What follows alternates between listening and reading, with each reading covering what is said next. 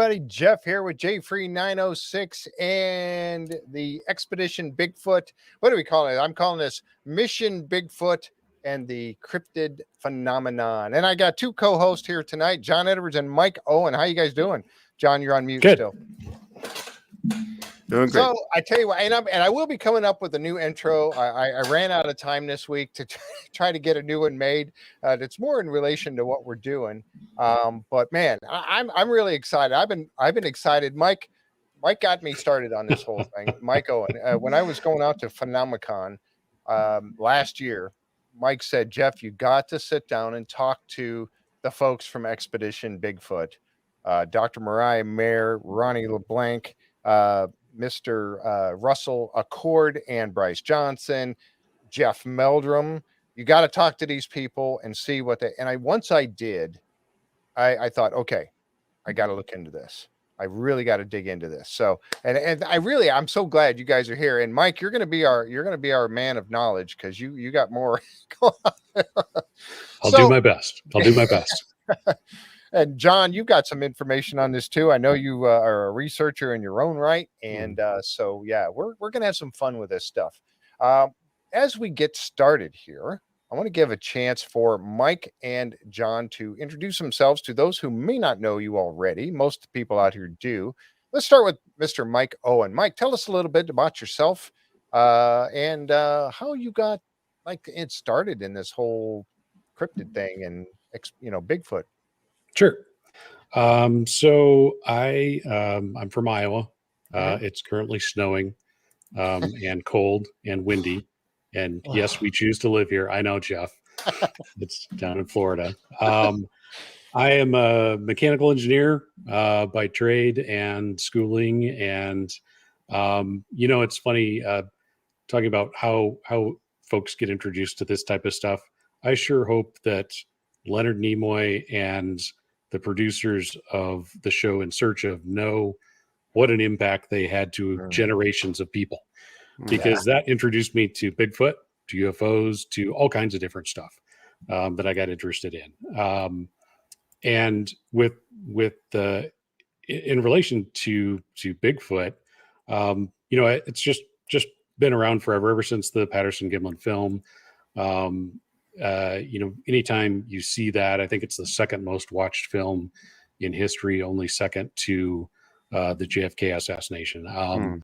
So once you see that, a lot of questions get raised. What is this? It's a mystery, and with a scientific background, that's what always interests me, whether it's Skinwalker Ranch or a cryptid that we're looking into, whether it's Bigfoot or whatever.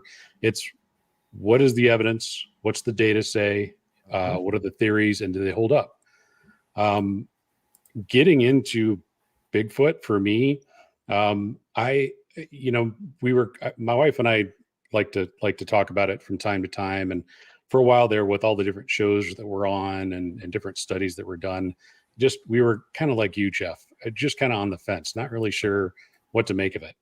And I happened to catch at the one of the episodes of Sasquatch Chronicles. It was episode 500 with Les Stroud, and I'd seen Les Stroud's Bigfoot series. He did one season, and it was pretty good. And what I learned in that podcast episode was that he didn't show everything that happened. There was a lot more that happened. And we learned this as we're fans of various shows, whether it's Oak Island or Skinwalker. There's a lot that doesn't get shown. You learn so much more when you're engaged, outside of just the show. There's so much more to it. And he had a lot of experiences that he was afraid to put on film and didn't think he wouldn't get it aired. All right. So he watered it down. Which is unfortunate. It is. And Les Stroud, that's Survivor Man. If people don't know who Les is, survivalist, and kind of created a genre. You kind of, in that podcast, you kind of got to get past some of the technical talk, and he gets to the stories about Bigfoot. But in my opinion, he's a pretty credible source Yeah. So I'm not going to discount anything he says. And that introduced me to Wes Germer's Sasquatch Chronicles. I started listening to that, almost immediately became a member. And the Sasquatch Chronicles, I think, is at 900, almost 930 episodes. Wow. So 930 episodes. On each episode, he'll have sometimes only one, usually two, sometimes three different witnesses that tell their story.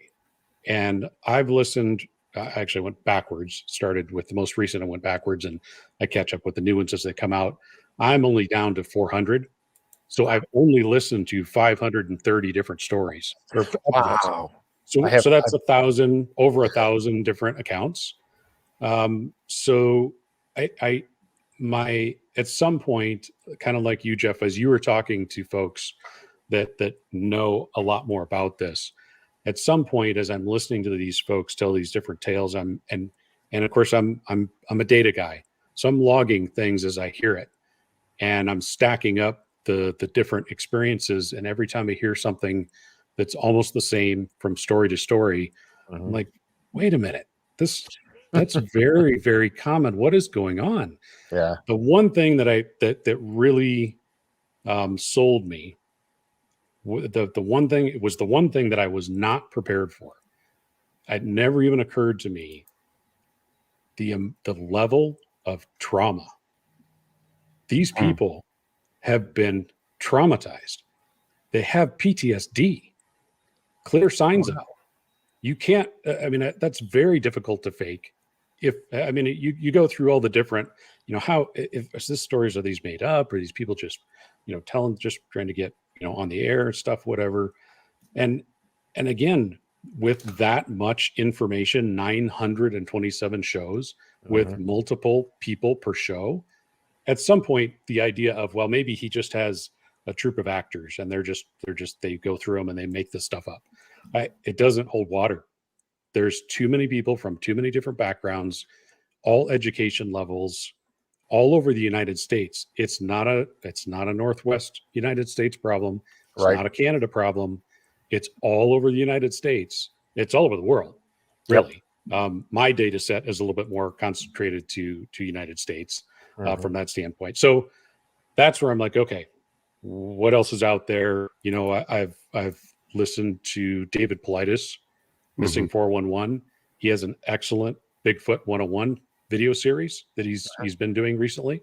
That's got excellent information. So I just started looking for credible sources, and I had seen Expedition Bigfoot in the past. And as you were getting to go out there, I'm like, boy, if you're on the fence, talk to somebody that knows, talk to somebody that has a lot of data, and listen to them. And those experts are going to tell you, I don't know what it is, but there's something to this. So let's go figure it out. Yep. And so here I am.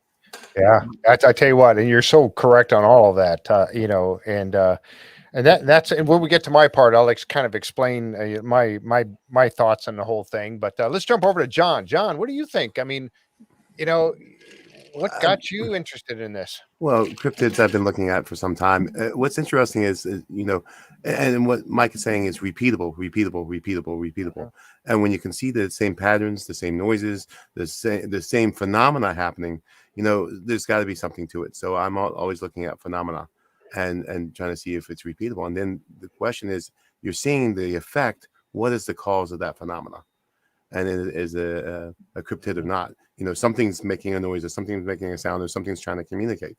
Up until several years ago, they thought the giant squid out of Japan, off the coast of Japan, was, the giant squid was a cryptid. It was mythological. No one had seen one. It's still until one washed up on shore, and then they actually went diving, and now they've actually taken submarines down to a point where they can actually watch giant squid in its natural habitat, which wasn't known until quite recently. Exactly. Now, seafarers, over time had reported these creatures, that can engulf ships and the Kraken and things like that. And it's wrapped up in a bit of mythology.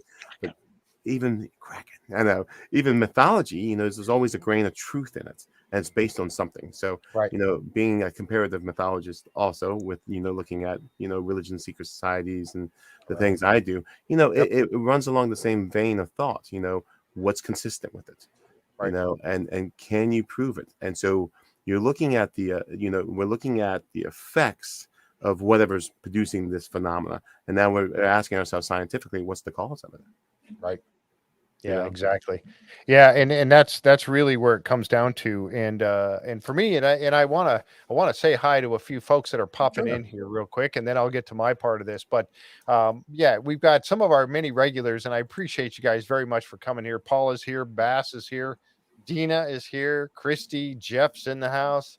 My goodness. Let's see who else we got here. There's a lot of folks have joined us, and Seth Bound's here. Let's see who else we got. Let's see. I'm scrolling and scrolling. There's Christie's so much. here. Cat Wade is here. Cat. Sandalaray. You got. Hey, yeah. Tom Burns. Hey, Tom. Tom Burns. Linda. Eva. All right, Eva. My buddy Eva. Let's see. We're going to be out at Phenomenon. Miriam's here. Hey, Miriam. And Miriam, I tell you, and this is part of what I wanted to talk about also, is that the kind of for those of you who don't know yet, I have a Discord channel. And if you want to join the Discord channel, the link is in below, down in the description of the show. And I've got 3 channels on the Discord side. I've got the Skinwalker Ranch, of course.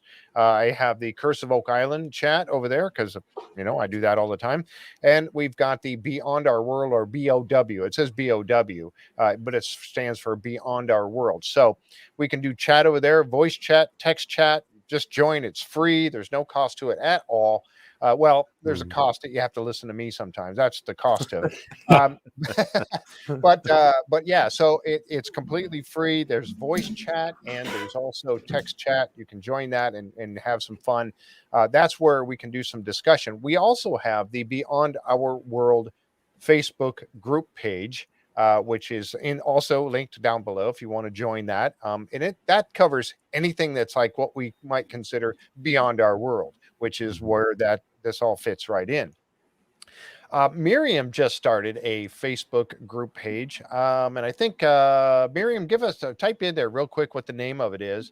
And I'm going to have Miriam's going to be coming on the show with us at some point and give us her information that she has witnessed experiences. I'll call her an experiencer.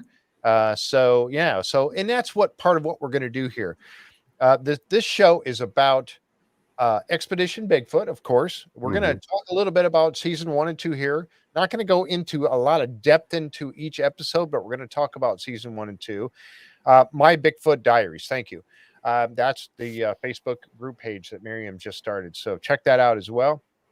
And then we're also going to really dive into season 3 of Expedition Bigfoot, which I think is the best one yet. They filmed season 4 out in Alaska. And so that one's going to be coming out here. When does that start? Does anyone know for sure? Is it March or April on Travel Channel? I'm not sure exactly, but we'll let you know if you guys don't know already, but we'll let you know. And then we're going to also talk and have experiencers who feel like coming on. We're going to have you come on as well and talk to us and tell your story if you want to. You can call in. I can do it through Discord. I can have you talk through Discord, so you don't have to actually dial a number. You can join us through Discord, the Discord channel, or you can come on with us if you want to be on camera and come on and tell your story with us. So we're going to be doing that as we go along here with this series. And, and for me, let me tell my part. I'm a Bigfoot skeptic. Okay. I've always been on the fence with Bigfoot. But I tell you, honestly, for me, this is my platform here to research this cryptid phenomenon. I met with the folks of Expedition Bigfoot when I was at Phenomenon. I got to sit and have breakfast with Russell Accord and really kind of ask him a lot of questions and dive into this whole thing. After listening to Dr. Dr. Maria Mayer, listening to her give her talk when she presented up on stage and about her and how she has basically followed in the footsteps of Jane Goodall, I was like, oh my goodness, this woman has such a background. And you take all the, and we'll get into this as we go along tonight, but all the witness testimonies, 50 years in just the United States alone, over 50 years, there's been over 10,000 experience sightings. Bigfoot, 10,000. Are every single one of them nuts? Are they all crazy? Is it, did they see a bear or a shadow and get all scared? Maybe some of them, but not all of them. It's got to be something more to this, and that's what I want to do here with this, is really investigate this. That's what this is all about, and that's where I stand on this. So Mike talked me into it, and I thought, well, we got to do this, and we got to go for it. And then, and like I said, at some point, I want to really talk to some of you folks out there, and really interact with you guys about what you think and what you have seen or heard or experienced. That's really where I want to go with this as well. So we're going to make it a multifolded podcast when we get into this really deep. I wanted to say hi to a few more people. I saw William is here. William, I know some of the folks that are in the Discord channel, we've talked quite a bit already about all kinds of stuff. And I really appreciate that. Taylor is here. Hi, Taylor. Taylor's been on. She's an insider. She's been on the show before when we had our Insiders Insights. The Scottish Wild Man. Hey, how you doing? Dina, Vesta, David. David's here again. And Robin, Mystic Witch, Cat, of course. Man, all right. Quite a few names. And so I really appreciate all of you coming. And I really want to do my best, as you hear me say, those of you who come to most of my podcasts, AO is here too. You've heard me say before, I really want to do my best to try to watch the chat and really react and talk with you guys. If you have questions, you have comments, please feel free to jump on there, and I will do my very best with Mike's help and with John's help to try to answer your questions or show your comments, because that's really what this is all about. So I really appreciate it. Robert's here too. Hey, Robert. Deanna. Who else we got in here? Man, oh man, there's a lot of people in here already. I really do appreciate you folks all for coming tonight. Freedom camping. Too many insights. They can't all be lying. That's exactly right. Yeah, the odds are against it. Yep. Odds are against it. Statistically, some of it has to be real. They're skeptic as well. That's my sister there. So yeah, she's a skeptic as well. So that's what we're going to be diving into. So, let's talk a little bit about to start things off. Let's talk a little bit about Expedition Bigfoot seasons 1 and 2. We'll kind of get into this a little bit and some of the stuff that they use to try to. I mean, think about some of the electronics. I'm one of these kind of people that I like to go out into the woods and just sit and be quiet and just observe and listen. You can't see much when it's dark, of course. If the moon is out, you can. But that's kind of the way I like to do things. Yes, it's nice to have a thermal imaging camera and stuff like that with you, but yeah. Talk about some of the electronics that people have had in this to try to do some investigations. What do you think, Mike? Yeah, they of course they employ a lot of thermal imaging cameras and binoculars, infrared, and they typically have those with them on their person. And then Bryce is kind of the tech guy. The other three are out in the field, and he will kind of see how things are going, and based on how things are going, he'll pull in additional resources. And whether that's just to bring in a drone to do a LiDAR scan, so that they can see where game trails are, and possible places to go, investigate. I've got a picture of that. I'm going to bring that up while you're talking. I'm sorry. Okay. Go ahead. Habitat. They've also had, at one point, they had a blimp that was controllable and had thermal on it, and it was able to get up and see quite a bit, and was transmitting live so that they could kind of see what was going on too. Right. And then they had, it was interesting. It was called it was a tethered drone, which has a cable attached to the drone, but because it's cable connected, that's power and data transfer. So it can stay aloft for 12 hours as long as the battery pack will allow, and the battery pack is down on the ground. Yep. So that was pretty impressive for them to be able to get eyes in the sky and seeing thermal. So they seem to have a wide range of things. I know at one point they brought in a magnetic loop antenna. I'll be honest, I'm not as familiar with that technology. Yeah, I'm not either. But it was supposed to be able to, all living creatures give off some kind of a signal. We know that, and that's what this antenna was supposed to be able to help show. And where it indicated that there was something, whether it's Bigfoot or not, we don't know, but where they indicated that there should be something is also where they had experiences. So it correlated, at least from that standpoint. So really impressive, the type of stuff that they can get in, and then experts that they pull in to help analyze some of their findings. Yeah. And that picture I had up here, Kat was asking me to bring it back up. This is a lidar image of the area that they were working in season 1.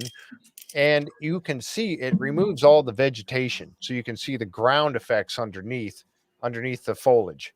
And you get a look at, these are game trails. Yep. So, and quite often, if you're in the woods, most of us who have the opportunity to walk around in the woods very much, you will notice seems like a path going through certain areas in between the trees. And if you watch, and you'll see, if you really check those paths out, you can see like deer prints, wolf prints, maybe prints of different animals that utilize that path to get through the forest to wherever it is they're going. Game trails, that's exactly what they are. Now, anything, they're going to take the path of least resistance rather than going through all the brush. And obviously that's what's showing on this particular scan. So if you're going to want to go out and look for a Bigfoot or anything else, this is probably a good place to watch, especially an animal who might use or eat other animals. A carnivore is going to be hanging out somewhere near these. So that's going to be his source of food going by. So you would think about it in that sense as well. Yeah, they also it was good to see anytime. Of course, I'm big on science, so eDNA, environmental DNA. Yes, that's a new technology where they take samples of soil, or they can take, and essentially it's scanning that sample for any DNA at all, and then match it in the database to what animals may be in the area. So they did some pretty interesting work with eDNA. Yeah, that's something that they brought up in season 1 also, and I thought I had never heard of that before until they were talking about it. So that's a very good explanation of it. Thank you for that. Obviously, that's really an interesting concept there as well. And it's kind of funny when they take not funny, but interesting when they take like the hair samples, and they go get them tested. And that one gentleman, and I did not write this down, but he was talking about the hair sample, and then looking at it under a microscope, you can see the vein that runs through it. I forgot the medulla. Medulla. The medulla. That's in the medulla. Yes. And how some of them that they were looking at, and they can tell what it is, generally the animal, by that, and some that they had didn't have one at all. Yeah, the Bigfoot hair doesn't have a medulla. Right. It also has much heavier scales under microscope, but they look like scales. They probably have a technical term, but it's much thicker and heavier. Again, David Paulides has a good episode in his Bigfoot 101 series on that, explaining why that looks different. But again, this is a scientific community has trouble with stuff like this because you can't tell what it is until you have one, but you can't have one to know what it is, kind of thing. It's a chicken and the egg thing. Yeah. So they won't identify it. They won't categorize it because they don't have something. They don't have a standard. And I know Dr. Moran talks about that, is that they're once I think she discover the smallest known primate. Yes. Is what she's known for.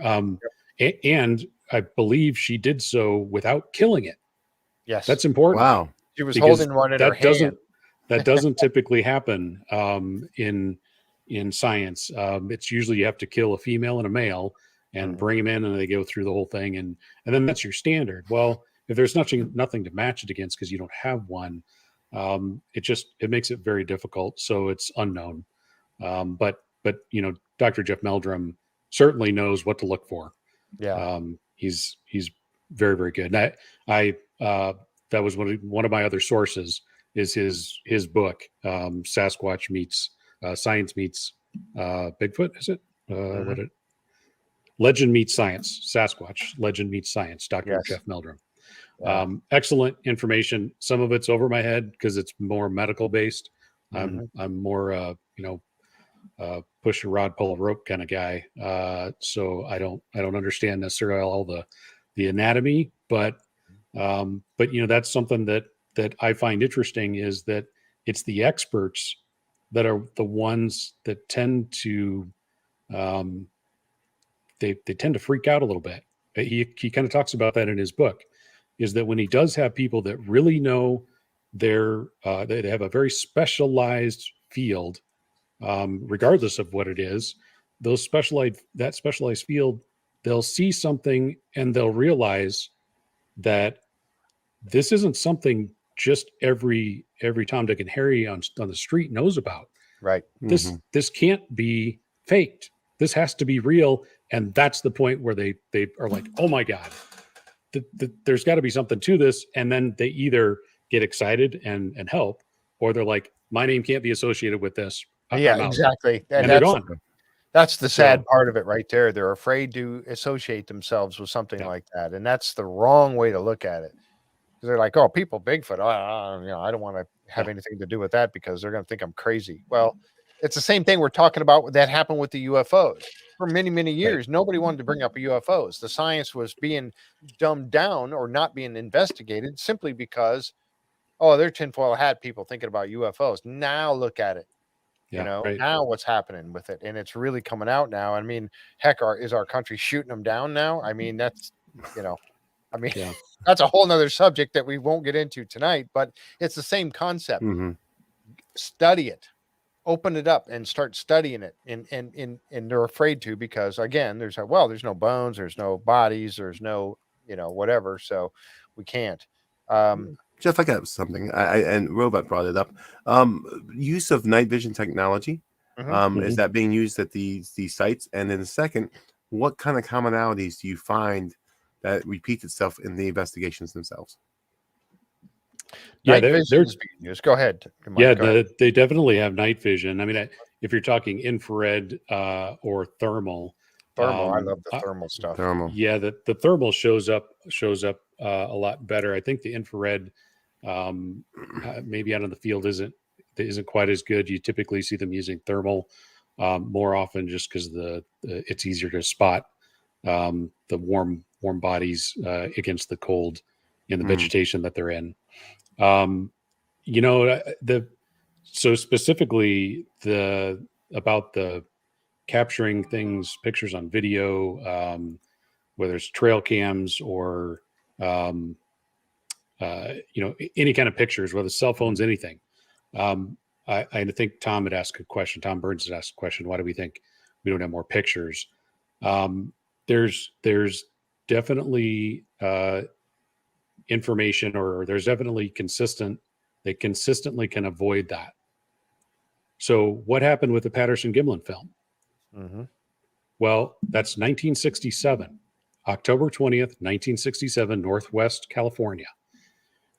Guess what they didn't have on them? They had a video camera, a movie camera with film. They had no electronics in 1967. That was a spring-driven camera. Those were crank. You cranked them. If you ran out of crank, you ran out of film, right? Yep. They had no electronics on them. That's a very interesting data point to me, is that they almost use game cameras as deterrents to Bigfoot for people that have problems with Bigfoot. If it's a habituation site where they're constantly coming back and bugging them or stealing their chickens or taking their goats, whatever, they say put up trail cams, they won't come back, and they don't. somehow they either, whether they can sense the electronics or they can see in infrared. That's one thing that I've noticed in a lot of the information that I've seen. The firsthand reports and some other people have indicated that Bigfoot can see in infrared. So the flashlights that they're using, that are IR lights for the cameras, it looks like a visual, just as bright as anything else. Right. And I think that might be possible. And that's something that again, being a skeptic and looking at this, from that vantage point, you don't see those. You see, you see trail cams of deer and bears and wolves and all these different kind of animals walking by, tripping off that trail cam, but you never see this. And part of that is, I think that, is it possible that if Bigfoot exists, that it can see that infrared, it's one of those, if you do, and I've done a lot of paranormal investigations where I'm using infrared cameras and infrared lights, and it's very bright. If you look at a light down the hallway, that's an infrared light down the hall, and you're looking at it with a camera that picks up infrared, it's like somebody shining a flashlight directly at you. I mean, it is that bright. And those trail cams, when they're set up, I mean, that's what they're emitting. And if they can see it, that's a trigger right there. Oh, I'm going around that thing. I'm not going to walk. That makes sense, though, doesn't it? I mean, Yeah. bats, for instance, use echolocation, which is what the modern day radar is based on. So why couldn't Bigfoot have the same type of genetic disposition to do something like that? I mean, it's plausible. Right. Yep. Absolutely. That's one of the things too, that I like the heat, the thermal imaging. To me, the thermal imaging is really, really interesting. And there's some in episode or season 1, and in season 2, Russell Accord was using that quite a bit. And he would set up, he had like the, thermal binoculars, and he had them set up on a tripod, and he's watching, but he also had it tied to his phone so he could sit there and move it around and look on his phone. And I've got some of the pictures from that I snapped from the season watching some of this. And it's so interesting to me that he can be looking at, and there was one, and I'll bring up the picture here real quick. There was one of them that he was watching, and it was a huge blob type figure that was moving. And I got the picture right here of it. And they didn't know what this was, but it was a huge blob, and you can see the silhouette around it. Now, as this heat signature was moving, you could see that it was actually like stepping over a log. And yes, there were logs over in that spot, because they went back the next day and took a look at it, and you could see the logs on the ground, and you could see where it looked like it was swinging. Arms were swinging on the sides right here. And it was like it stepped. So it was definitely something walking upright, and there was arm movement and leg movement as it was stepping over. As they were watching this thing, or as he was watching this thing, and then he saw a deer, and I think I've actually got a shot of the deer right there. There was a shot of a deer. Now, why does that deer not light up with a heat signature? Because of the fur. You can see the outline. There is some heat there, but it's not generating that big, bold red or yellow light. It's because of its fur. Now, the deer saw this thing after it disappeared, or during that time. The deer saw it and bolted the other direction. It took off. And this right here was a picture showing that was fantastic. It is. Yeah, that's a superimposed 2 pictures. Yes, it's 2 pictures put side by side, from the same place, basically the same spot. You can see the logs right here on the ground. This one is the unknown.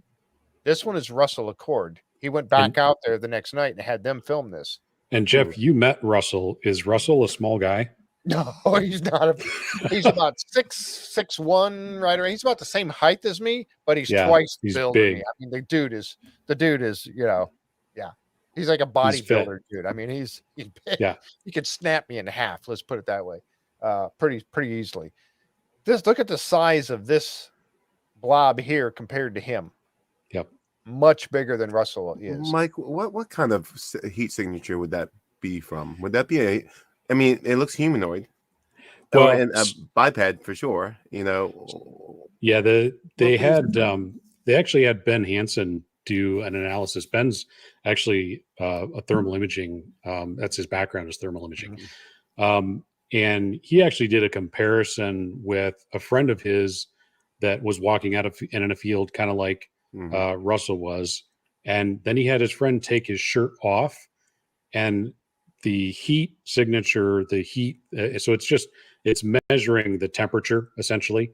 And so it's a temperature differential between what it's seeing and the environment around it. It's how big of a difference there is. And when the guy took his shirt off, it bloomed too bright. It was too red. It was brighter than the unknown here. So it has to be somewhere between Russell with a coat on and a human male with his shirt off, which we know Bigfoot is known to have hair. So not as thick as what a deer would be. So that was a very interesting comparison, is that you're getting that, you're getting a heat signature, but it's not as bright as bare skin from a human. It's less than that, and it's not as faint as the deer. And Bigfoot are known to have, varying descriptions of a coat or hair, fur. It's more like hair than fur, but that would account for it not being as bright as bare skin. But the fact that it's that large compared to him, and that was from the same location, to me, that was good. And then Russell also, he mentions this, I think, in one of the season reviews, is watching that thing disappear. Yes. It was almost like a straight line. It was like it went behind a straight line and it was gone, just completely gone. Wasn't like it faded in the woods and you could see bits and pieces of it, because you should have been able to see it go back into the woods if that's the direction it went. It just flat out disappeared. He had a hard time explaining that. And that brings up so many questions. I wanted to try to answer Vesta's question there. She asked the question of why, if the Bigfoot is covered in hair, then why would it have such a prominent heat signature? And they tried to explain this on the show, that if this is a Bigfoot creature, they were speculating as to whether or not it would have been a pregnant female and carrying extra heat, and also the front of it not being or the torso area generating so much heat. Sorry about that. That's the guy that drives by here every single day, 4 times a day. He generating so much heat in the abdomen area, which is your head and your abdomen generate the most of your heat in your body. That's what they were thinking, that it was so much heat being generated that it just came right through the fur, did not cover it up and hide it. But the point that Mike was just making, and this is what it just caught me when I watched this, they showed this, and he kept filming this particular, whatever it is, animal, biped, was walking on 2 feet. They filmed it as it continued, and it was like it slipped into it went into a house or something. It just all of a sudden it just went zoop, and like it went behind a wall. Like it went behind a wall. Yep. And if it would have, and that was woods back there. It was all trees. So you would have seen it. If it would have disappeared behind a tree, you would have seen it show up on the other side of the tree, and then again as it went. But it just simply went zip, and it was gone. It didn't lay down. It didn't, because you could get down in the foliage and hide. It just simply disappeared it faded away into like going into a room or behind a wall. That's where people start to ask the question, is it possible that there are some sort, and I know this is a stretch, but is it possible that they could be going into some sort of a portal or interdimensional being that can move into, thank you very much, Vesta, stepping into another place, for lack of a better word, and disappearing that quickly? And it's happened. And also not only did Russell get this same type of thing, but so did Ronnie LeBlanc. He had the same thing happen when he was following a thermal signature, did the same exact thing.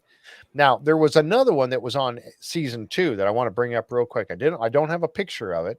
There was another instance in season 2 where Russell was looking at 2 elk on the side of a hill. This is in Kentucky, when they were in Kentucky. There was 2 elk on the side of a hill. You could clearly see through the thermal imaging they were elk. They were a deer type of animal. And he said they were elk. You could see the head, the neck, and everything. They were lighting up very bright. And there was the ground cover was a deep, thick forest of some, I forget what he called it, the vegetation that was brought in and Yeah. grew over everything. A vine. Yeah. Yeah, some sort of a vining, big leafed plants. But it was very thick. And you could see then all of a sudden you saw this blob like thing that looked like it was crouched down. It was half of it was sticking up above and the rest of it was down. And it was up the hill a little ways looking down on the elk. And it looked like it could very well have been a predator type creature. Don't know exactly what it was because you were only getting half of it. Now, the elk saw it, and then you saw it go down into the foliage and disappeared. Now, that was very clear. It got down into the foliage and then zip, it was gone. You could not see the heat signature anymore. That was very clear. So you knew what was happening there. But the one that walked behind a wall or into something, Yep. how do you explain that? I just don't know. Yeah, the other one in season 2 was the one Dr. Maria had, the thermal image across the creek. Mhm. And Yes. that one was really odd. It didn't necessarily, in my mind, look like anything in particular. It was round. There was kind of a straight stripe down below. She initially said she thought that was a reflection of the heat signature on the water between her and it was just on the other side of the water. But later on, I don't know that she was as certain of that. And that was the one that I think, again, it bothered her quite a bit because she's looking at this on the thermal camera. It's not far away. I mean, that creek was not very big. I think Russell and his cameraman ended up walking across it. It was knee deep. And she turned on her high power light and there's nothing there.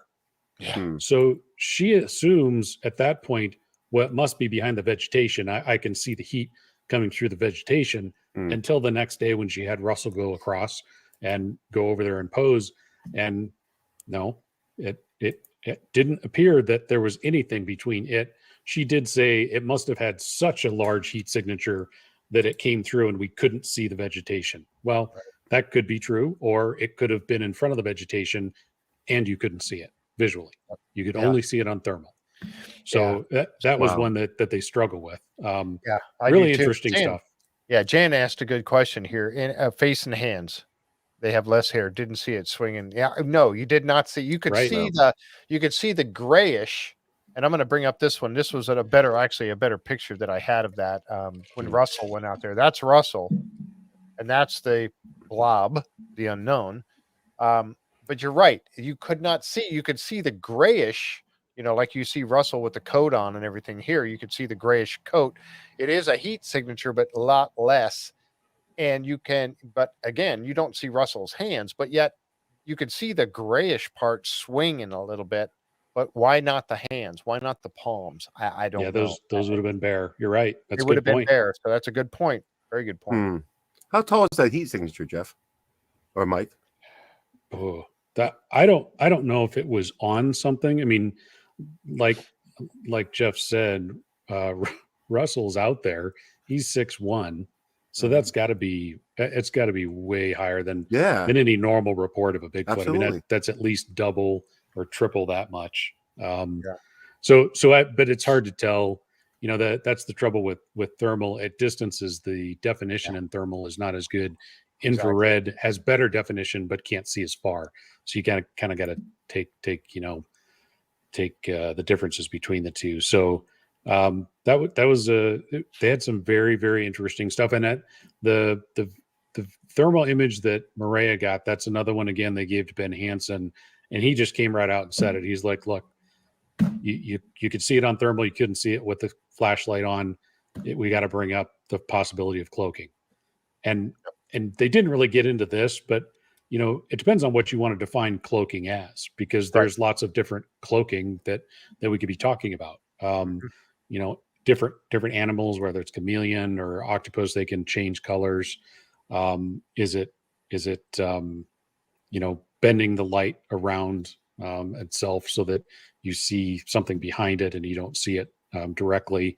Or is it not fully in our dimension? Is it in a different dimension? Those are all different ways to quote unquote cloak. And it's just, I don't know. I don't have a good explanation. The comparison they did with Russell and that big blob was fantastic.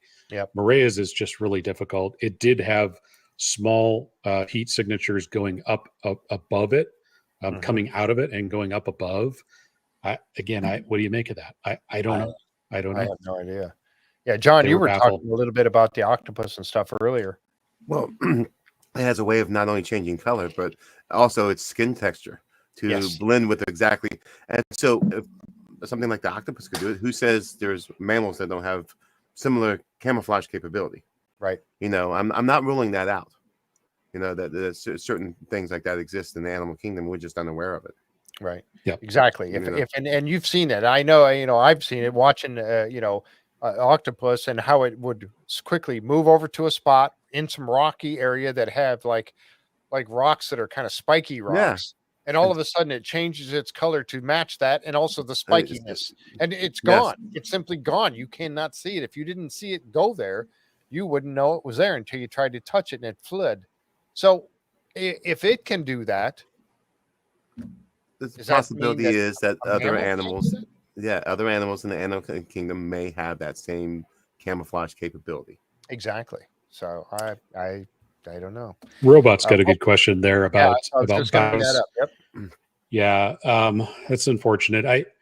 If you had a Bigfoot body, you'd make a lot of money. I can tell you that much. Yeah, make a lot of money, and that unfortunately, I think that's probably what it would take to prove that they exist.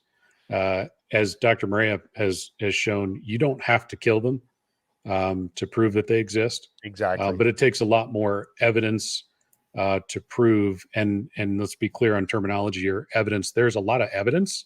That's things like footprints and casts and hair and eDNA and all that type of stuff. Proof is what we don't have.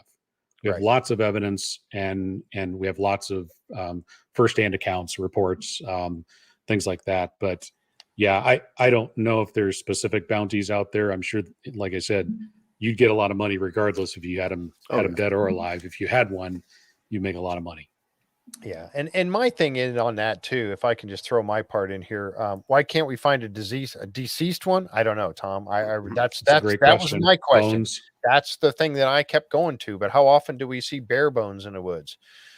Nature has a way of making all these things disappear over time. But again, I just that's kind of the thing that I always struggled with: is where's the bones, where's the body, where's the skull? Why can't we find any of these things? I don't know. That's what I struggle with all the time.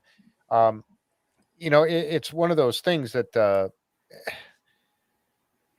like you just said, Mike, and I don't want to look at this as let's go out and hunt them down and try to kill them so we can get proof and be a millionaire because I found a Bigfoot body because I shot it. Yeah. I would rather get the proof in a different way with trying to be, think about the indigenous peoples. Now, we talked about this before, and that's one of the things that got me over the course of time was talking about the fact that so many credible eyewitnesses, over 10,000 in 50 years of Bigfoot experiencers coming out with their stories. But you take that in one step further, you go back in time to the times of the North American, Native American people, and also in Canada, the indigenous folks of Canada. They've got legends that go down for hundreds and hundreds and hundreds of years of actually trading with them and living amongst them. And, they were like another tribe to them. Are you just going to discount all of that? I don't know. I still struggle with that. I can't. What do you think? Well, there's a lot of different theories, and in my mind, the fact that we don't have bones or we don't know what happens with the dead, that's okay. That's part of science, right? We still need to discover that. But just because we haven't doesn't mean they don't exist. That's one of the puzzles that still needs to be solved. And we know that even our own ancestors at some point started to do things with their loved ones when they died. They took them places, they did things with them other than just letting them, fall over in the woods and keep on walking. I mean, we know these creatures appear to be very intelligent. It's not out of the realm of possibility that they would take them and put them someplace that we can't find them. It seems like, though, with all of the folks out, looking and just walking around, at some point somebody would have stumbled upon one. So it is curious. So what are the other possibilities?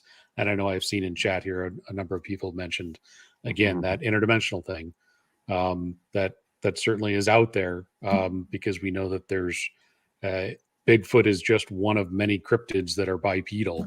There's lots of other things out there that are very hard to explain. And where does all that come from? We don't know. So, Mike, any relation to Gigantopithecus? Possibly. Yeah. Yes, that's one of the theories. Is that it's a hangover from Gigantopithecus, and that that it has just managed to survive unseen. The only issues that I have with that is, we're talking about bones and finding bones. Do you know how many bones of Gigantopithecus we found? There's one jawbone. Wow. And about 1,000 teeth. We don't know what they look like. So the pictures that you see are guesses. Maybe they're right. I don't know. I don't know how accurate. Again, I'm not a guy that knows a whole lot about the body and the way that they reconstruct stuff. But one jawbone and teeth only in China seems like kind of a stretch for something that big, this long, to have made it. But again, I don't know. I'm not saying it can't be. I'm just saying to me, that seems like a lower probability. So I think that has more, it was the Gigantopithecus is related to the orang. So that's a different line of primate than what we would expect it to be, something more like the ape. In that realm. So that one's, I know a lot of people put a lot of weight on that, but I don't know if they realize how little we actually know about Gigantopithecus. So, and then follow up, Sasquatch. We talked pre-show about infrasound, and and how apex predators use infrasound to strike fear into possible prey. Can you talk a little bit about the science of infrasound and how this may play into, sightings of Bigfoot? And if I could, real quick, before you do that, talking about that infrasound, think about a tiger or a lion or one of those type of animals that has that low rumble growl, that low rumble. Does that not strike fear into you? But there's more to that sound than what you're actually hearing. And Mike, go for that, Mike. They actually on the show, two things. They show infrasound was found in one of the calls. And so infrasound specifically is any frequency below 20 hertz. 20 hertz is the lowest threshold that the human ear can hear. Correct. So it may still be there, but we can't actually hear it. A lot of times you can feel it and not hear it. And so one of those calls, they showed on a spectrogram that the frequency did go below 20 hertz. So they knew they had infrasound. I believe in one of the panel interviews of the cast, Dr. Maria probably was the one that said there are no known North American animals that use infrasound. So any recording of infrasound is significant from an animal in North America. Obviously tigers and in zoos and things like that, you have to discount that. Any known animal that's in North America. So infrasound is a lot of the reports that you hear when if someone is confronted by a Bigfoot, it'll bellow at them or scream or roar or whatever you want to call it. And the power from that call in and of itself can be terrifying. Obviously based on the reaction of the people, but the infrasound in particular You know, we aren't that far from the caves ourselves, Mm. and we're hardwired to protect ourselves. That infrasound can be hardwired into us that we're in grave danger. You got to get fight or flight, right? You got That's to correct. either beat feet or you got to fight, and you're going to be fighting for your life. And I think that is why so many of these people appear to have very, very clear signs of trauma. As they're telling, as you listen to these people tell these stories, you hear their breathing get heavy, labored, increased heart rate. I mean, they take deep sighs, breathing hard, things like that. They'll even say, "I'm sorry, I got to take a minute. I got to. This is really hard to get through." The trauma that they've been through. I don't know what they saw. I don't know if it's really a Bigfoot. I don't know if Bigfoot's real or not. I know these people have been through trauma.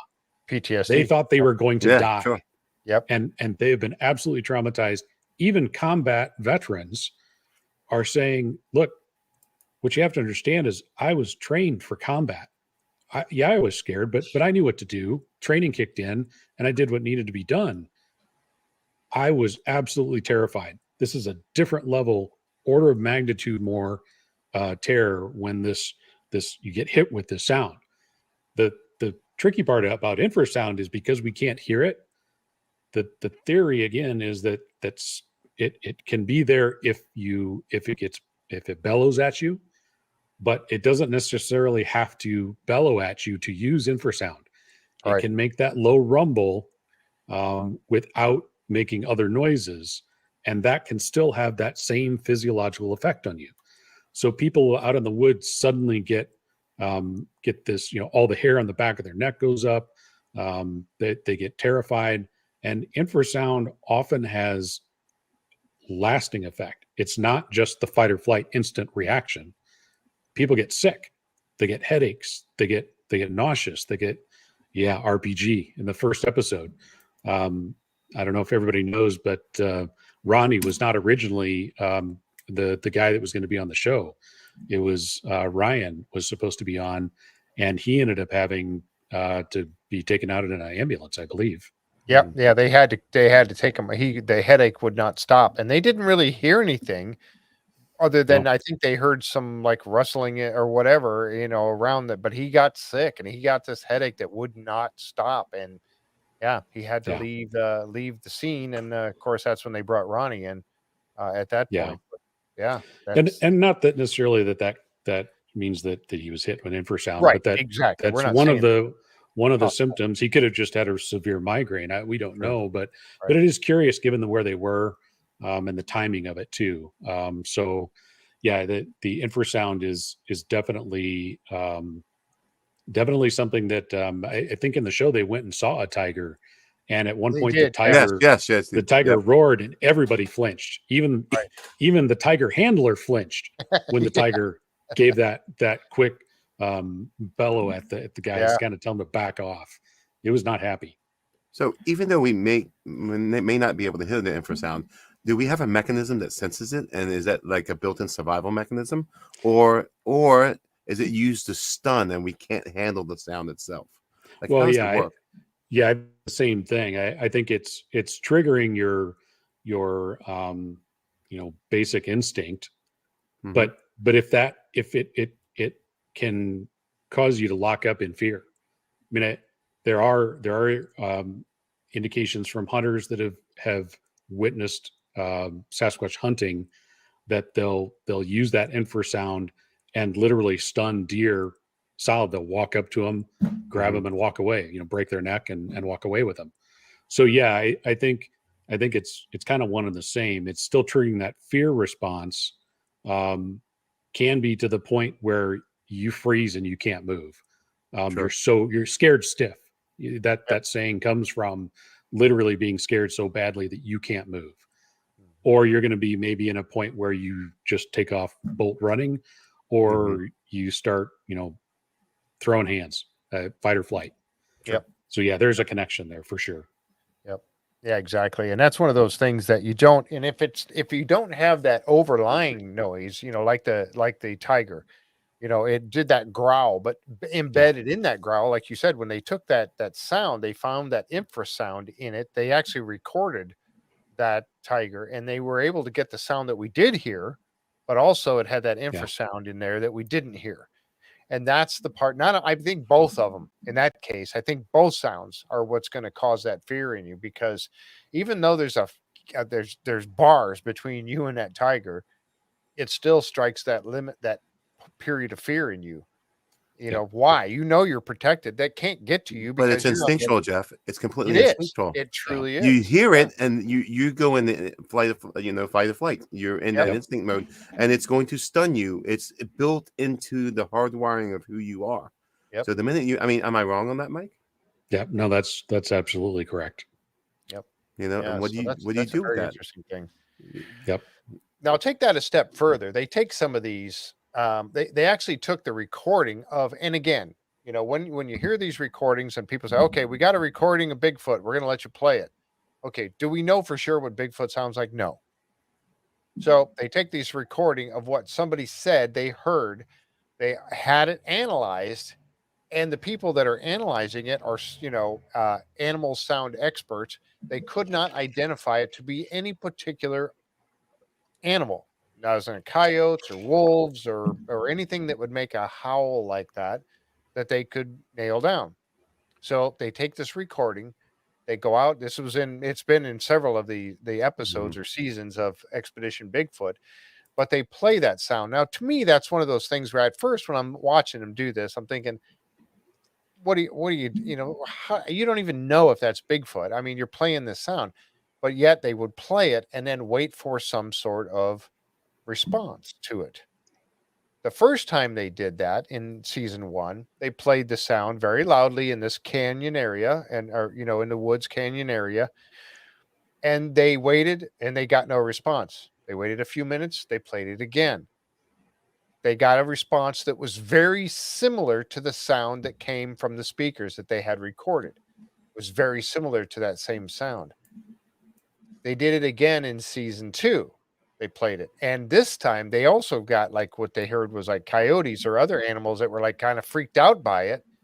But then also when they played it again, they got a repeat of a response back that sounded eerily similar to what they had just played. What do you think? What do you make of that? I mean, Yeah, they did a good job of using calls that were from the region. I think that's hugely important. yep. There's some very famous sounds called the Sierra sounds. Ron Moorhead recorded those back in the early 70s. Those have been heard, all over the place. But that came from a completely different region. The fact that they were able to get supposed calls or howls from Bigfoot from those locales, to me is why I think that's why I like this show. They go that extra mile. They didn't just play one of the Ron Moorhead sounds, the Sierra sounds. Right. They actually did the research and got a local sound, and that got a response that was almost identical. So I think there's definitely something to the sounds. I will admit, until recently, a lot of the Sierra sounds, when you hear those, I mean, the one of the other Bigfoot shows, Finding Bigfoot, Bobo, that people, if anybody knows about Bigfoot, they know who Bobo is. Yep. He's got a really great Ohio howl, fantastic. But that can be mimicked, right? I mean, he's doing it. He's a person. The Sierra sounds, there's something called the samurai chatter. They have different names for the different types of sounds. I felt like I was just going to let that sit until I knew more, had more information, because to me, it could just be somebody making the noises.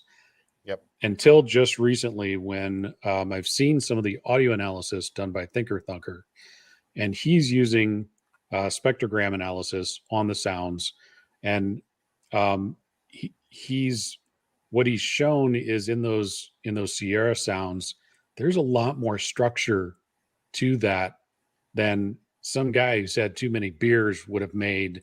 If he's like, hey, hold my beer, I'm going to make a Sasquatch sound. Yeah.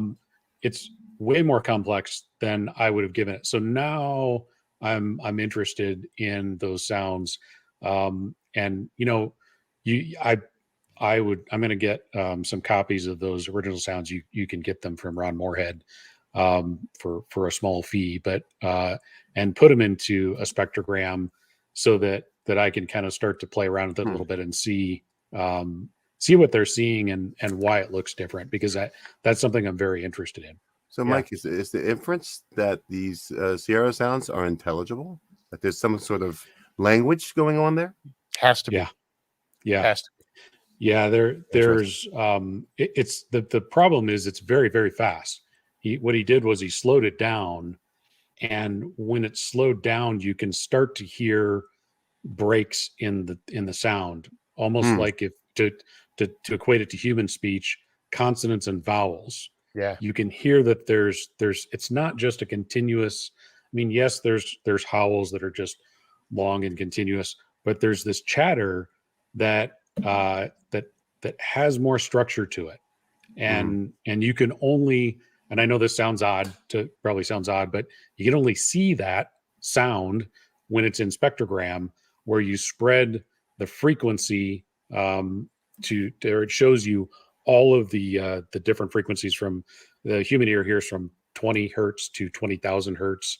Unless you get a little older, we can't hear quite the high range. I can't, at least. Spreads the sound across that frequency, and you can watch it over time, and you can tell that there's, like I said, there's more structure to it than it just being somebody making something up. So I've got to look a lot more deep into that. Yeah, and it's like me. I can you can. How many of us have tried to mimic a particular animal, like a cow moo or something like that, or a chicken or whatever it may be, duck for a cat meowing like a cat? Yeah. Okay, you can mimic the sound, but in my opinion, you're gonna sound like you're speaking a different language to that animal, because you're not getting the syntax, like Kat just said. You're not getting that. So I can mimic the sound, but the animal's probably looking at me going, what are you trying to do? I mean, you're not even, you're speaking a different language. So you might get the sound somewhat correct, but you're not getting the things that are embedded in the sound. You know, you talk about a cow speaking to its calf. That calf learns mama's sound, and it can find mama over a large period, so there's something embedded in mama's sound, the cow's sound, that the calf knows that that's its mother, and it knows, and it's a language within that sound, and you can mimic it all you want, but you're not going to get that language. So if somebody's trying to make that sound a person, I think they're going to know. The animals, if it's a Bigfoot, they're going to know that's. So if you record it and then you play back the recording, now you might be getting that syntax in there. I don't know. Yep. Yeah. There's folks. Scottish Wildman just mentioned it too. A linguist analyzed that worked for the military, and he immediately heard that was language. So yeah, there's the sound analysis to me is really fascinating, because you can pretty quickly eliminate a lot of things when you see the sound, how the sound looks in spectrogram. By ear, some people are pretty good at telling the difference between things. I'm pretty good at just, the local wildlife sounds around here that I'm familiar with. But you put them into spectrogram, and boy, it's really hard to deny when something is a match, and it's easy to see when it's not a match. And that's some of the stuff that they do show a little bit of that sound analysis in the show. Wow. Yeah. Well, we know dolphins have a series of whistles and clicks, and it's a whole language to the dolphins. I have no idea what they're saying, but why couldn't other wildlife have that same type of intelligibility? Because if what you're saying is correct, then there is an intelligibility with syntax. I mean, that's upper level thinking. Yep. If you have a complex language like that. There was another question, Jeff. I just wanted to throw it out there. And there's no empirical evidence of this, but were there any accounts of Sasquatch / Bigfoot ever using any sort of telepathic ability. What have the accounts been? Have the Native Americans talked about it? Yes. Yeah. Can you talk to us about that? Yeah. So spoiler alert. Not on the show, but I talked about Les Stroud. That was one of the things that he was too afraid to put into the show for fear that it wouldn't get aired. Is that he heard a voice in his head, and so the whether or not it's on a spiritual level, I don't claim to know as much about that side of things. But there definitely seems to be a level of communication that can happen, whether it's telepathically. I don't know what you call it, but he had a couple of instances where that's happened. Wow. And that does get reported from time to time. And I'm talking, modern references. Native Americans absolutely communicate with them more on a spiritual level. Yep. I mean, the stories go back, like Jeff said, it goes back hundreds of years, so you can't discount that. Today, even he was nervous. He came back and went to a psychiatrist to ask if he was schizophrenic or something, because he's like, I literally heard the voice in my head, and they're like, no, if the fact that you're worried about it, means that you're not. You just had a very unique experience. It just very, very interesting, the levels of communication, because clearly you hear lots of reports of this chatter. It's a lot of times it's described as just being off far enough that you can't make out what you think it might be someone talking, but you can't make out the words. Mm-hmm. That's actually happened recently on Skinwalker Ranch. Yes. Eric Bard has mentioned that. Yes. That he heard somebody talking just outside of the observation post where they built a new little fun house with some electronic toys in it, and go out and there's nobody there. Yeah. I've had that happen with me. That's very common. Yeah. Oh, really? Yeah, I've had that happen with me where I've heard voices. Oh, I'm hearing voices. No, but I thought, oh, maybe it must be my phone. There must be something playing through my phone, and I don't know it. And no, it's not your phone. Your phone's not doing it. And it's like, well, wait a minute. Why am I hearing this? Yeah. But you're completely alone and there's no one around, and yet you're hearing, and then it's gone, and you just, I don't know. What do you make of that? I don't know. That's really And I think that, we talked about this when we were talking Skinwalker Ranch type stuff, is that we were talking about the fact that, I think that over the many, many, many years of human evolution that we have dumbed ourselves down. We used to be more in tune with nature. We used to be more in tune with animals, other animals, and things like that. And I think that over the years, things like this right here have dumbed us down. We become more and more dependent upon our electronics and our gadgets and our appliances and things like this, that our sense of smell, all of our senses are being dumbed down to us to a degree where now we don't have that same perception with, I'm going to say, Mother Earth that we used to. Feeling the vibrations through our feet, being barefoot and walking on the ground, you could feel certain things through the ground. I mean, so many of these things we've lost over time because of modern technology and what we've done to, and now we are very limited, I think, and our senses are very limited now than what they used to be. Yeah. Yeah. Another thing I wanted to we've touched on a lot of subjects, and this is exactly what I wanted to get into here tonight. And there's been a lot of good questions and comments from everybody out there. I really, really do appreciate that so very much, that you guys are interacting with us, and we're doing our best to try to keep up with a lot of it here. But one more thing I wanted to bring up on this was this right here. Now, I mean, I have spent some time in the woods, and I have created, I'm going to call it a fort or a habitat of some sort out in the woods. And that's not to say that this is a picture from Expedition Bigfoot, when Russell Accord came upon a structure. Mhm. Now we know that animals create some structures, but most of the time it's a structure that's made by just laying things on top of. Now we know birds like to take. Jeff is hearing voice. Yes, thank you, Arla. That animals will make some sort of like a bird making a nest. Now, a bird uses its beak to actually feather or interact, intertwine the foliage in, or the sticks into making a nest of some sort.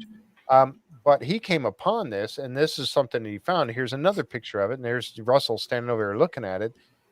Now, what do you think of something like this? If you came upon something like this in the woods, immediately I'm going to think, okay, somebody's been out here and they've made themselves a little structure.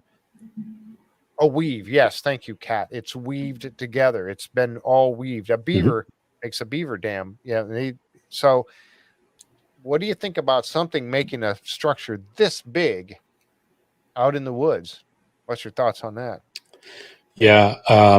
Actually, I think this was what Dr. Maria said she was most impressed with in season 1 when they went through at the end of the season, kind of did the recap. Even though the eDNA for this came back as just normal animals, it doesn't mean again that there wasn't something there. There was just a Wall Street Journal article about Bigfoot and how more academics or people that are specialized in fields are kind of closet squatchers. They're interested in it, and one of them said specifically, and it was a person that worked at a zoo, trainer for large gorillas, took care of them, and had been out in the woods and saw something like this, and realized it was identical to what they watched the great lowland ape create in confinement. And they're like, they said, I realized that no one would know that unless they were a primate specialist or they worked like I did in a zoo. There are these fine details that experts know and know what to look for, that when they see it, they're like, oh my gosh, there's something to this. Something's going on.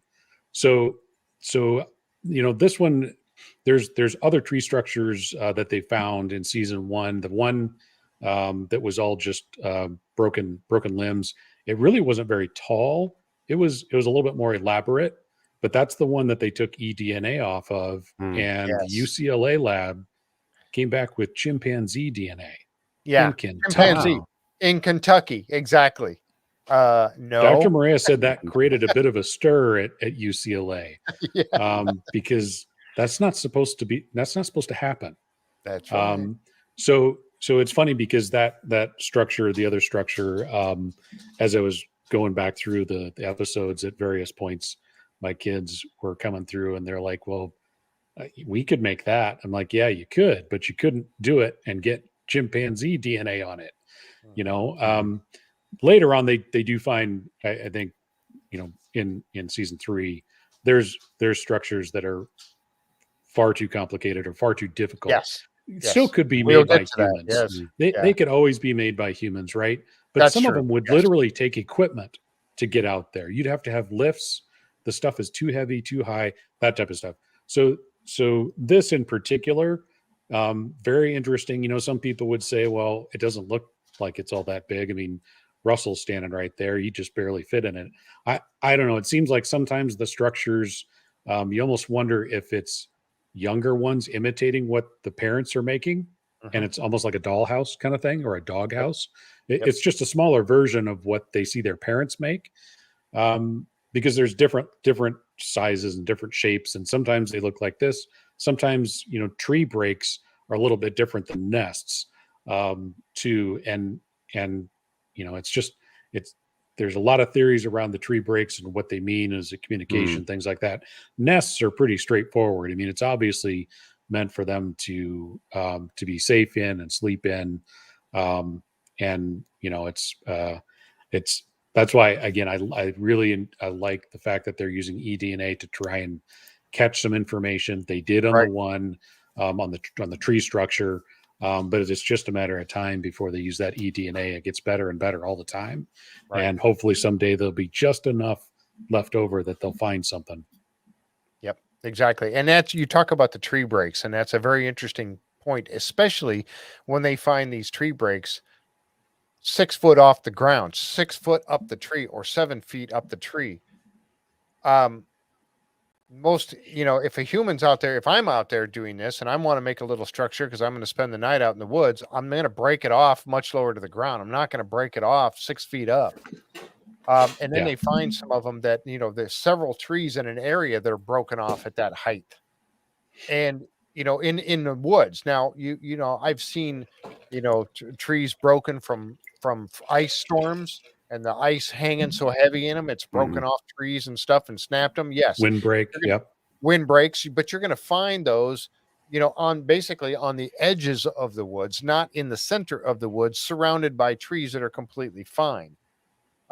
In most cases. So if you got one that's broken off, or several of them that are broken off at 7 feet up in the air, what in the world is going on with that? Who would have been able to break off something, first of all, that high up off the ground, and Yep.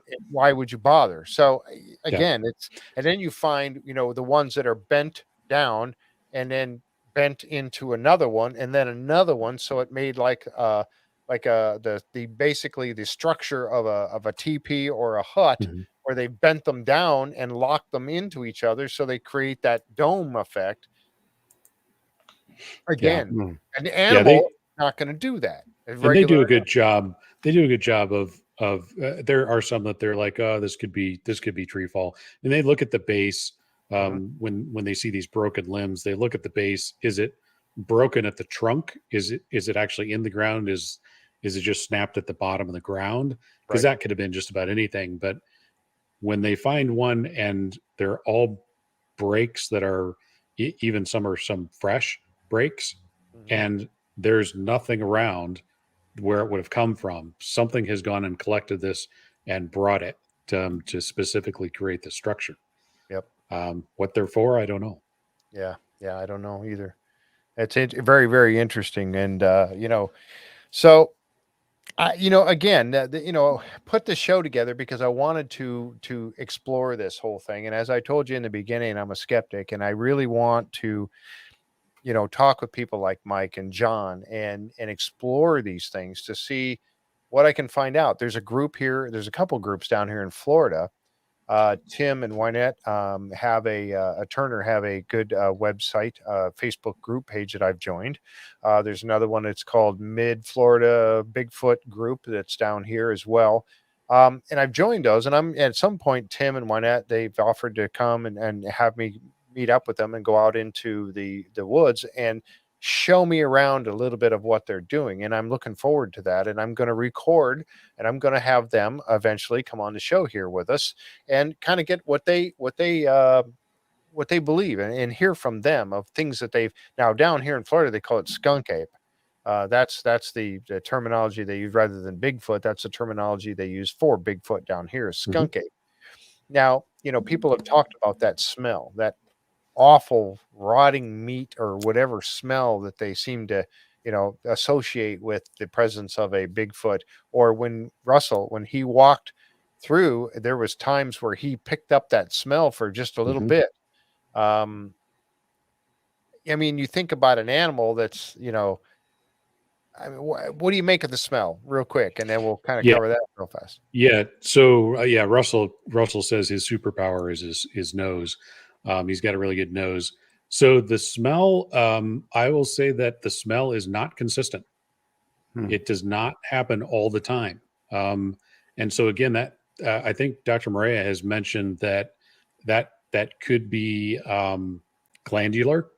It could be something that's secreted by the Bigfoot, depending on what's going on. Are they scared? Are they fearful, or are they angry? That it could be something that they produce on demand kind of thing. But it is not 100%. In fact, I would put it on a lower percentage, maybe 30 or 40% of the reports do they report that smell. But I will say that the smell is described pretty consistently.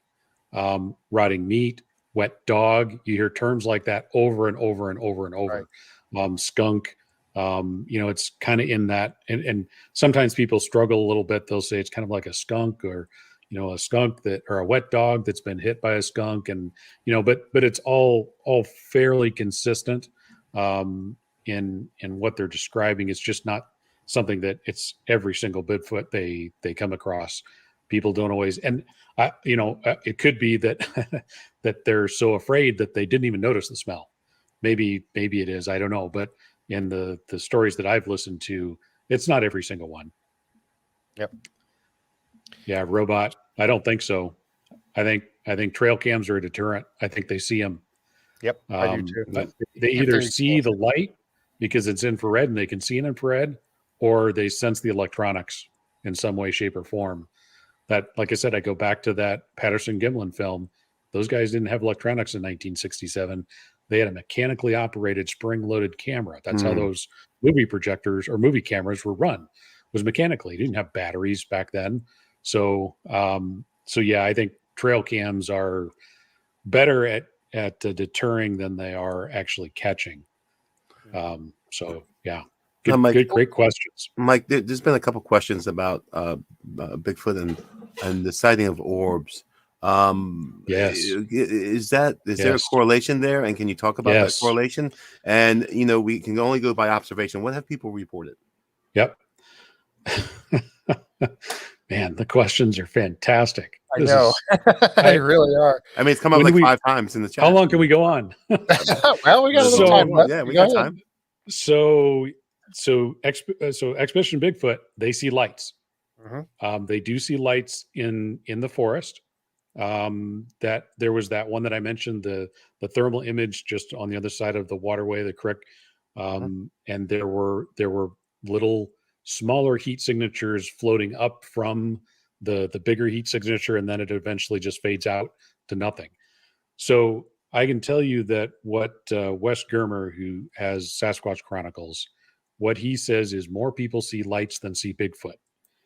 Now, lights can, I am big on terminology and making sure we're clear on things. Orbs means many things to many people.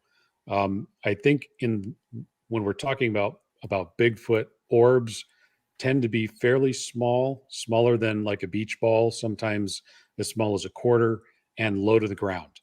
But they're seen a lot. In fact, like I said, on Sasquatch Chronicles, initially he was not including when people would say, yeah, and then I saw this strange light. He wouldn't include that because it wasn't Sasquatch. So why would he put that in the show? People listen to the show to hear about Sasquatch. But he was mentored by John Bendernagel, Dr. John Bendernagel, who was a naturalist from Canada, and he said, you can't pick what data you look at. That's what the bad skeptics. That's what Mike West does. They pick what data they want to talk about, and they eliminate the stuff that they don't want to talk about. You can't do that. So report everything. All data could be important. And yes, absolutely, there are lights, orbs. They can be different colors. I've heard anything from like a blue, a white, sort of an amber. Typically more so the amber color seems like, or a reddish kind of maybe amber. Yep. And sometimes, again, Les Stroud saw one for like 15 minutes. Wow. So again, when I know people sometimes maybe hear the interdimensional thing and they roll their eyes or something, but when you're seeing those orbs so consistently in conjunction with Bigfoot sightings, what does that mean? What are those? Are they related? Hard to say. I don't know. Again, another piece of the puzzle that we're still missing that we don't know. But lights are very common when we're talking about experiences related to Bigfoot. Right. Yeah, they've had several occasions on the show when they've saw that, and then there was this one here. They're in the deep woods. What's that? And they're in deep woods, and they were seeing lights through the trees. Yeah, and there's no houses or cars or anything around. They're out in the middle of nowhere, literally nowhere, and they're seeing these things. I'm going to show this one real quick. Now, this was Dr. Maria Mayer, and she saw these. Now she said eyes, and I'm going to zoom in. Now, this is now you see the red lighting, and they were using a light stick that put out a red light. That's why you see this hue. But and I'm going to zoom in here, and I've got a better picture I'm going to show you in just a second. And you see those right there. Now, and if any of you have seen an animal at night when you're driving down the road and you see an animal either on the road or on the side of the road, and you get that eye shine. That's the light reflecting on the back of the eye that you're seeing shine straight through, and and generally it's going to be the color of the light that's shining on them. Generally white light from your headlights of your car or something like that, or a flashlight. They had red lights, and that's why these happen to show up red. And you see those eyes right there. Now, the next one, they kind of highlighted it. Now, you see how high that is up. And like I said, like Mike just said, they're out in the middle of nowhere. There are no houses around. There are no cars. There are no roads around where they have gone way off the beaten path. That's not a car. And you see how high off the ground those are. I mean, would that not freak you the heck out if you saw something like that in the woods? And that wasn't very far from them. No. That was Wow. I mean, what do you think? An owl? So, yes, Jen, it could have been an owl. Could have been. Yeah, could have been. You never know. We don't know what that was, but so the eye shine, I'll say that the part that I'm still kind of not sure about. So eye shine is reported, of course, quite a bit. It's typically red. Sometimes it's amber, but it's typically red. And the blood on the back of the eye that's picking up. Yeah. Dr. Moran explains it. It's, nocturnal animals have a layer, but here's the part that I'm not sure about, is because there's too many reports that are too consistent that it's not eye shine. And these are typically reports coming from hunters that know what eye shine is because they're hunters and they see it all the time. They're saying absolutely not. There was no light source. There was nothing that could have generated that light. They were self-luminating. Yep. And I'm paraphrasing, self-luminating, but essentially that's what they're saying.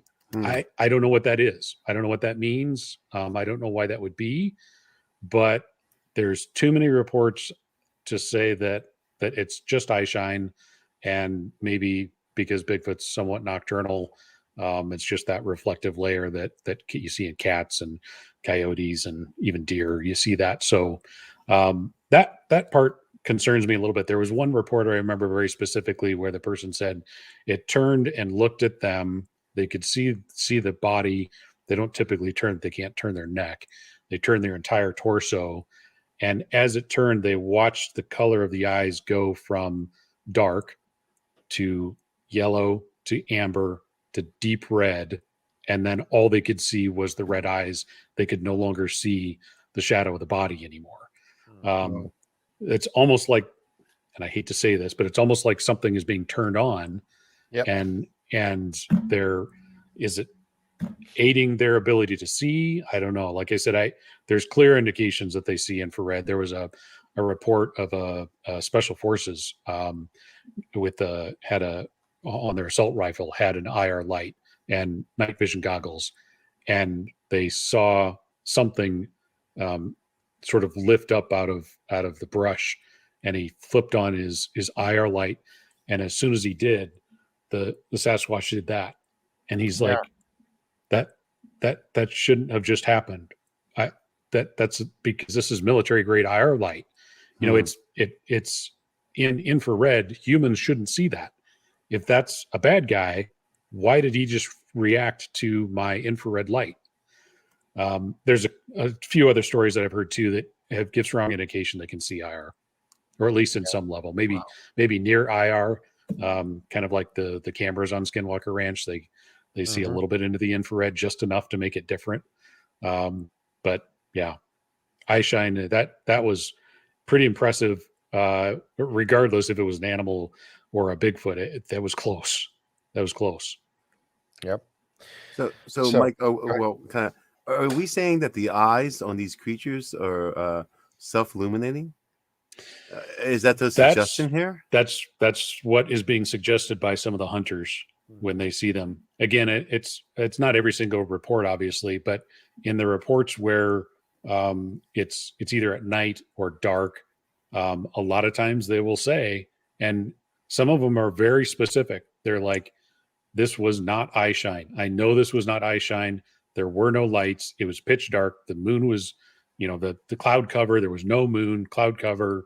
I could barely see my face in front of my hands, and these were lit up." Multiple stories like that. What creatures do that? Are there known creatures? And no. And Jeff, I'm reflecting back to the devil dog of Oak Island. Yeah, there was that whole legend about dogs that have these glowing red eyes, and now you may have other creatures with this self-illuminating eye structure. How is that even possible? Yeah, I don't know. That's Yeah, I don't know. It's and you hear, how many times have we heard stories like that over the years? We've heard it many times. Glowing red eyes on an animal or something like that, and you just can't. Well, the whole legend of Mothman, Jeff. Yeah, exactly. The glowing red eyes. I mean, that's that kind of a motif that repeats itself. Mm-hmm. And there must be something to it if certain people are observing it, and witnesses are observing this glowing. Go ahead. Yeah, like I said, there seems to be a lot of crossover in certain things like that. Whether you're talking Dogman or Mothman, or there's some commonality between or Skinwalker, the shapeshifter. Mm-hmm. I mean, what if it was a Bigfoot that is shapeshifting into Dogman or something else? Is it one capability that is, but the form is changing? I don't know. I mean, I'm just spitballing, but there's definitely enough reports that I've heard that they're saying that they're adamant it was self-illuminated. Wow.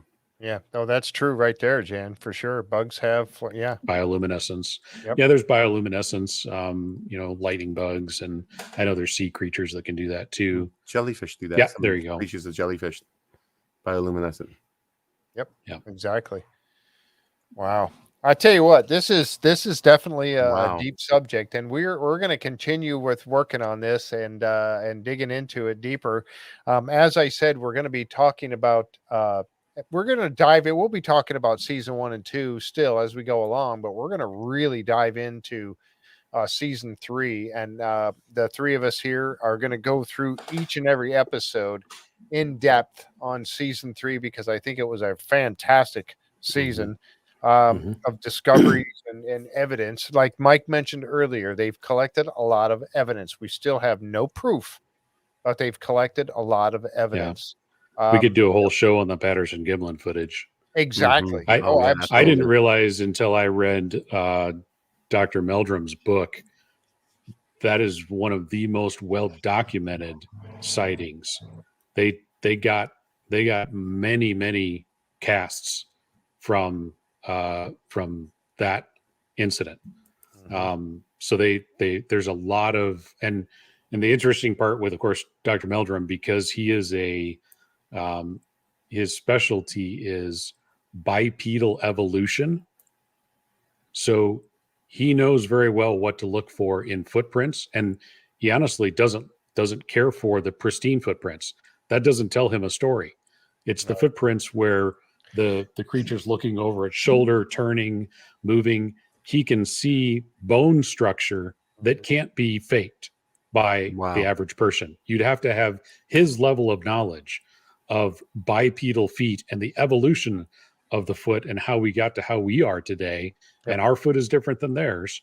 It can do things, their foot can do things that ours cannot, that make it, it's just impossible in my mind that footage could have been faked. They didn't have elastic clothing back in 1967. Right. It was like carpet, and you can see muscle underneath. Yeah, that was the thing that got me. You could see the muscle movement under the skin, under the fur. I think there's enough analysis at this point that it is something. Mhm. I don't know, if we'll ever get to the final answer, but it certainly wasn't fake. No, I don't think That is so. real footage. But again, that's one of those things that just grabs me and Yep. drags me into this going, what is it? Could it possibly be true that a Bigfoot does exist? And like I said earlier, when we started this show tonight, that's why I'm doing this show, because I want to talk to people like John and Mike and others and bring them on this show and talk to you folks out there. I know there's folks out here that have had experiences, and I'm going to encourage you to call in or come on the show with us. Contact me. My email address is down below. It's jfree906@gmail.com. Contact me. Let me know that you would like to share your story. If you'd like to do it through Discord, you can do it through Discord. So you do not have to be on camera. I can make it just like a phone call through Discord. And that is also linked down below, our Discord channel. And then we're going to share it there. We also have our Beyond Our World Facebook page, which is also linked there. That's John and I. And there's you've got a couple moderators that are helping with that. Absolutely. That are going through. And that's a place where like minds can discuss these things. If you join and you're just going to come in there and be a skeptic and throw all the, don't bother, because you will not be staying long. This is a place for people to share ideas, thoughts, and experiences and truly try to get to the bottom of this particular subject. Does Bigfoot truly exist? And will we ever get the evidence? That's what this is all about. So join us there in the Facebook, join us in our YouTube or our Discord channel, and join us here every Thursday night now. So I'm locking you in, Mike. I know there will probably be some Thursdays that you can't do this. Yeah. But we're going to try to do this every Thursday night for the next couple months. We're going to be doing a show. It may only be an hour long. It may go 2 hours. Like tonight's an hour and 45 already. But we're going to take this a little further, and we're going to discuss this, and we're going to look at other cryptid as well. What's the definition of a cryptid? It's not talking about some sort of a creature that walks on two legs, or does it? It encompasses any creature that we have no actual proof yet of its existence, right? Did I do that right? Did I That's get that correct. right? That's it. Okay. So we're going to talk about other ones as we go along, and we are going to break down every episode of season 3. When season 4 comes out, which I think is coming up here pretty soon, I think so. we're in Alaska. We're going to break down season 4 as right after each episode. We're going to break those down as well. And hopefully we'll have people like Dr. Maria Mayer and Russell and Ronnie and hopefully Bryce and hopefully Jeff Meldrum coming on the show and joining us to hear from them. That will be exciting, won't it? I mean, come on. That would be And I'd love to phenomenal. get That'd be Survivor, awesome. man. I'd love to get him to come on. We'll have to try and see what we can do. So spread the word, folks. Let them know that this is a place where you can come and share your ideas, share your experiences, and we hope that more of you will come and join us. Hey, last thoughts as we wrap up tonight's show, guys. A lot more to explore. Mhm. Absolutely. Get dug on. Yeah, it's a fascinating topic.